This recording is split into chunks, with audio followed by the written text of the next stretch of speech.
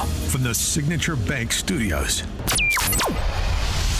This is Chicago's Morning Answer with Dan Proft and Amy Jacobson on AM 560. The Answer.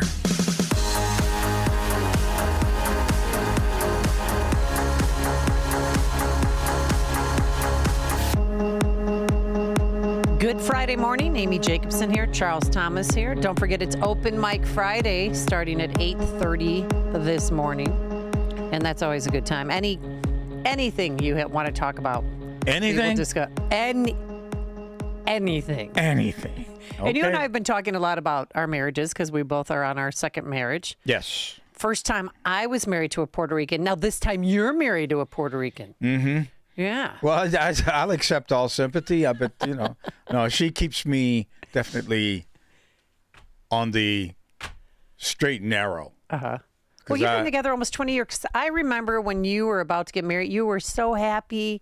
You were like flying through a news conference. Yeah, you were just so happy when you sat down, you're like getting married. And then where'd you guys go on your honeymoon? You went to some island, I thought.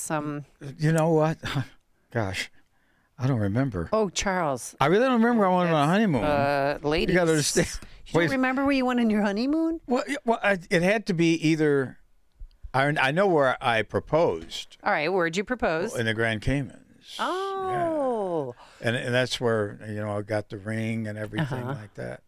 But my life has changed so much since then. I needed this woman. I love you, baby. I really do. What did she? So did she bring stability into your life? Stability, discipline. Made me act right, and that. And plus, we share spiritually.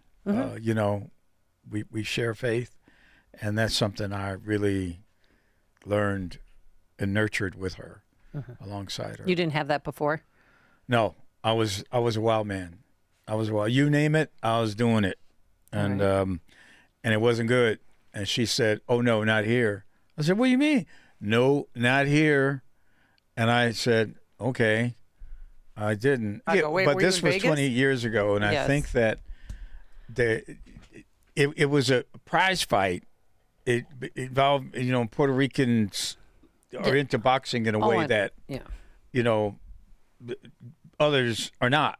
So it's a very important part of their culture. It was and Tito, I think, Wilfredo Benitez or somebody like that, was fighting. I can't remember the actual fighter, but I saw her. She was walking across the room, and I said, And our eyes met. Oh, really? They actually met. Okay. Our eyes met, and we couldn't really talk to each other at the time. But then I saw her at another prize fight. Oh. See, and then you finally. I think that's God's work, don't you? Sometimes? Oh, I know it's God's work. Oh, without a doubt. Okay. And one thing led to another thing, and there was a scandal involved. But we don't need to know. We really don't.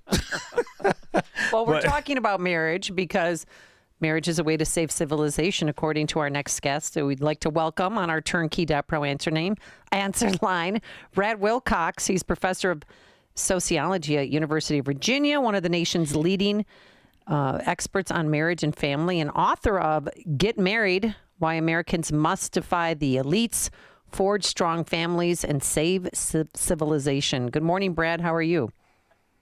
I'm doing well, Amy. Great to be with you guys today. Yes. Good morning. So what worries me is that I have two boys, well, 3 or 4, consider a foster son. Family keeps getting bigger. But a lot of them, only 1 in 4 date because the rest, they're COVID kids. They were locked in the house here in Illinois for 2 years and really did not learn how to socialize. And I'm worried about them. I encourage them, like, are you dating or, how important is it for them to be married to save our civilization?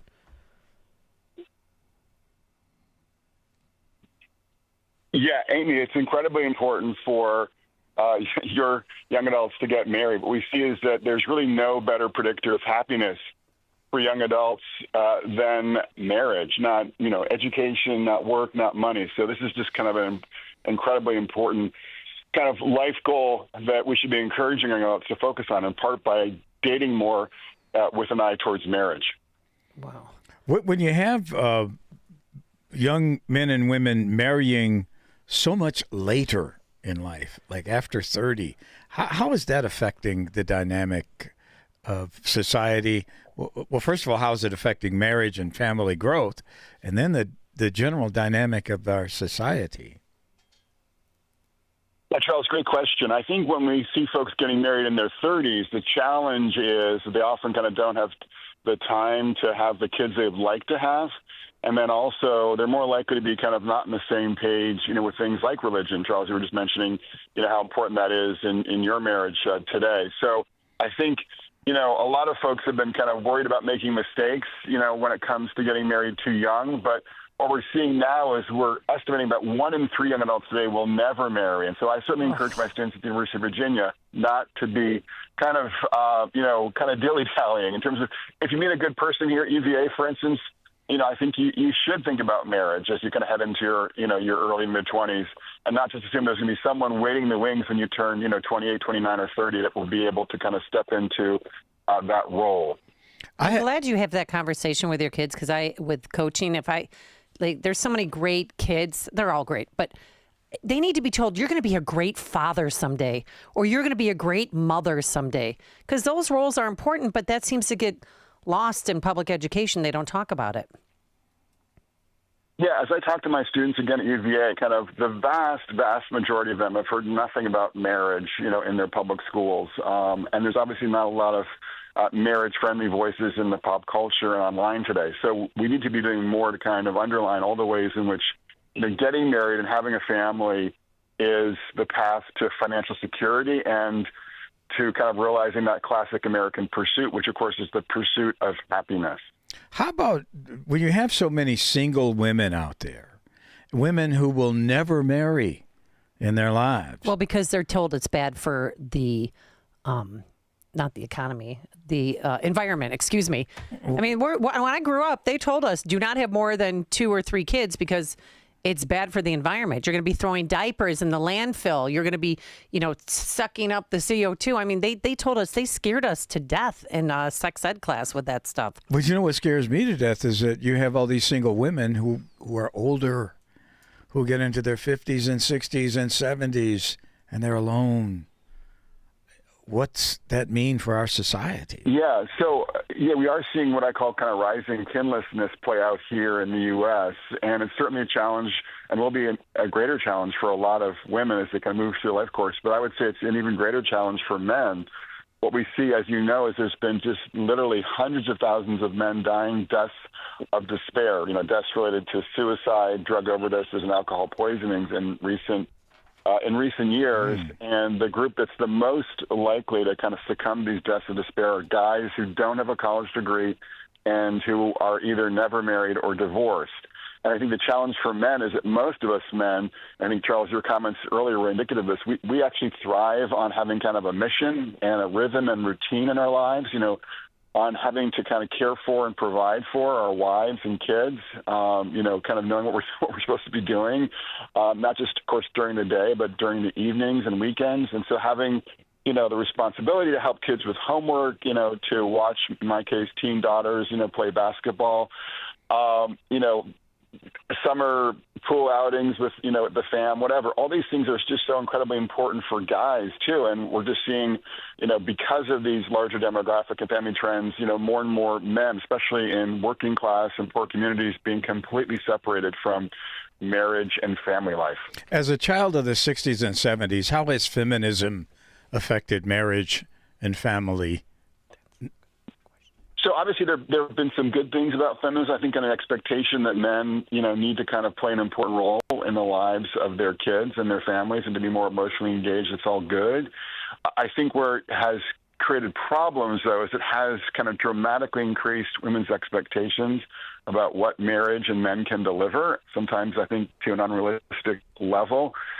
And then I think, too, we haven't really kind of been able to, in recent years, recent decades, really kind of publicly articulate and understand and appreciate what is a kind of pro-social, family-related masculinity. Like, what are we kind of expecting men to do that's sort of unique and important in the family and in the marriage. And so because of that, a lot of guys, I think, and boys, young men are floundering.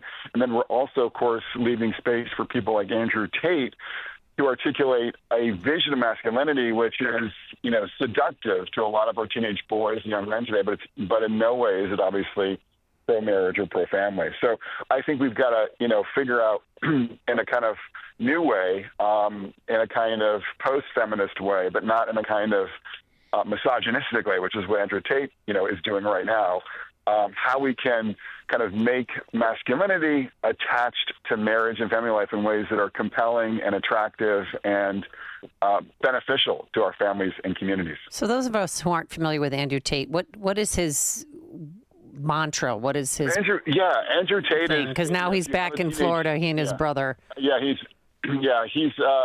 probably the most influential online, guy in what's called the manosphere, which is just kind of like this domain on the internet where, men are talking to other men and to teenage boys about what it means to be a man, how you got to kind of get stronger, got to be more, independent minded, you have to be more successful in making money.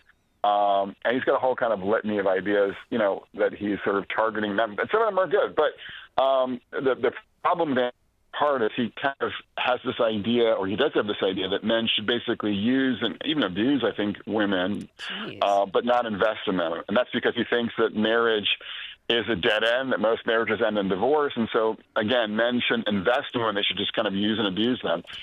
What he doesn't realize, among other things, is that, number one, most marriages today actually go the distance. Divorce is down 40% since 1980. And the other thing he doesn't, I think, appreciating is that there's no group of men in America who are happier than married fathers, men who have the opportunity day in and day out to kind of, I would say, make a gift of themselves to their wife and to their kids. It's these guys today in America who are the most likely to tell us that they're happy. Brad, what about dating? I mean, if you go back 50, 60, 75 years ago, people really didn't date.